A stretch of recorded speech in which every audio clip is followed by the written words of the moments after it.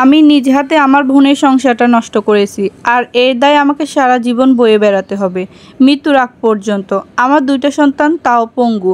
লোকে বলে পাপের ফল। বোনের জামাইকে বিয়ে করার পর ভালো করে 5টা বছর সংসারও করতে পারিনি। আলসার আর কিডনি ড্যামেজ হয়ে 6 বছর পর আমার স্বামী মারা যায়। সুখের আশায় বোনের সংসার ভেঙেছি, কিন্তু হায় আফসোস, সুখ আমাকে ধরা দিল না। আজ থেকে প্রায় 20 বছর আগের ঘটনা। আমরা 3 বোন, অভাবের সংসার ছিল। বাবা ছোটবেলায় মারা গেছেন। তারপর কোনো রকম ভাবে আমরা বড় হই। আমি ছিলাম সবার ছোট।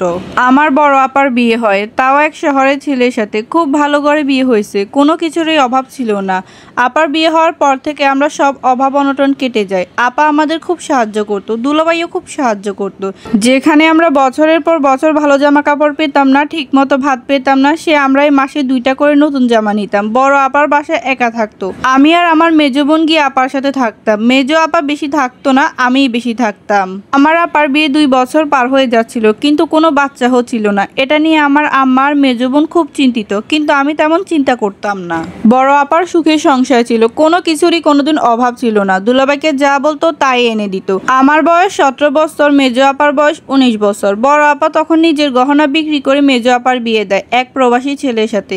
মেজো আপার বাসায় আমি তেমন যেতাম না, বড় আপার কাছে থাকতাম। বড় আপার সব কাজ আমিই করে দিতাম। মাঝে মাঝে বড় আপার জায়গায় নিজেকে আবিষ্কার করতাম। মাঝে মাঝে ভাবতাম, ইস, দুলাভাই যদি আমার বর হতো তাহলে খুব ভালো হতো। দুলাভাইকে কেন জানি না আমার খুব ভালো লাগতো। দুলাভাইকে আমার ভালোবাসা বোঝানোর জন্য ব্যাকুল হয়ে উঠি। তাকে অনেক বেশি কেয়ার করতে থাকি, আপুর চেয়েও বেশি। সে বাথরুমে ঢুকলে তার গায়ে সাবান মেখে দিতাম। মাঝে মাঝে দুলাভাই ঘুমন্ত অবস্থায় চুমা দিয়ে আসতাম। একদিন আপু বাচ্চা হওয়ার জন্য স্বপ্নের ওষুধ খেতে আমাদের গ্রামে যায়। সেখানে যায় বিকেলে চলে আসবে বলে। দুলাভাই সাধারণত ঘুম থেকে দেরি করে উঠে, সকালে 11টা কিংবা বেলা 12টায়। দুলাভাই যখন ঘুমিয়েছিল, দুলাভাইকে গিয়ে আমি একটা চুমা দিই। দুলাভাই আমাকে জড়িয়ে ধরে, চোখ বন্ধ অবস্থায়। দুলাভাই আমাকে আপু মনে করে চুমা দেয়। চোখ খুলতেই আমাকে দেখে জোরে একটা ধাক্কা দিয়ে বলে, তুমি এখানে কি করো? কিছু না বলে অন্য রুমে চলে আসি। ততক্ষণে দুলাভাই আমাকে বলে নাস্তা দিতে। আমি নাস্তা দিই। তখন সে আমাকে বলে, কাজটা কি তুমি ঠিক করলা? আমি বললাম, ভাইয়া, আমি আপনাকে অনেক ভালোবাসি। দুলাভাই বলে, পাগল তুমি? আমি বললাম, ভাইয়া, ভালোবেসে ফেলেছি যে আপনাকে, এত কিছু বুঝি না। ভাইয়া বলে, পাগল তুমি? আমি বললাম, ভাইয়া, ভালোবেসে ফেলেছি যে আপনাকে, এত কিছু বুঝি না।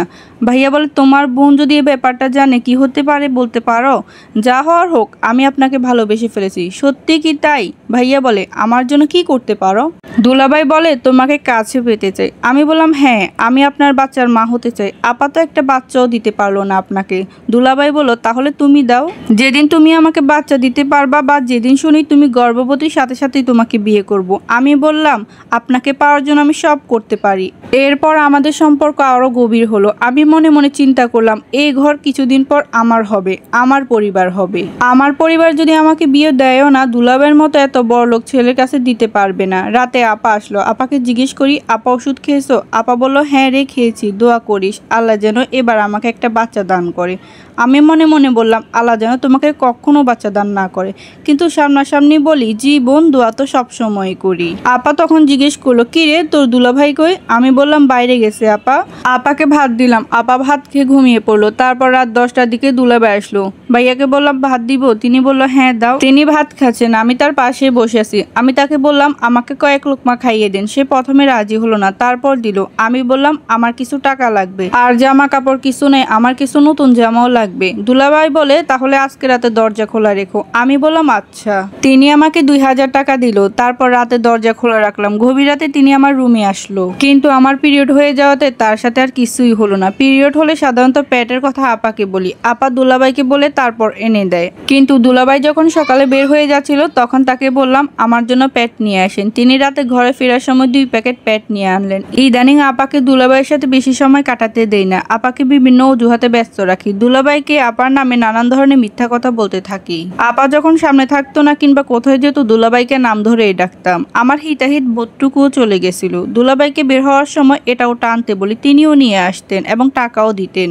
আমার পিরিয়ড শেষ হয়, তার সাথে সম্পর্ক আরো গভীর হয়। আপার অগোচরে আপার নামে বিভিন্ন কথা দুলাভাইয়ের কানে তুলি। তারপর দুলাভাই আর আপার মধ্যে ঝগড়া বাঁধিয়ে দিই। আপা বিন্দু মাত্র বুঝতে পারে না কাজটা যে আমি করি। দুলাভাই যখন আমার কাছে আসে, তখন আপার নামে নালিশ করি।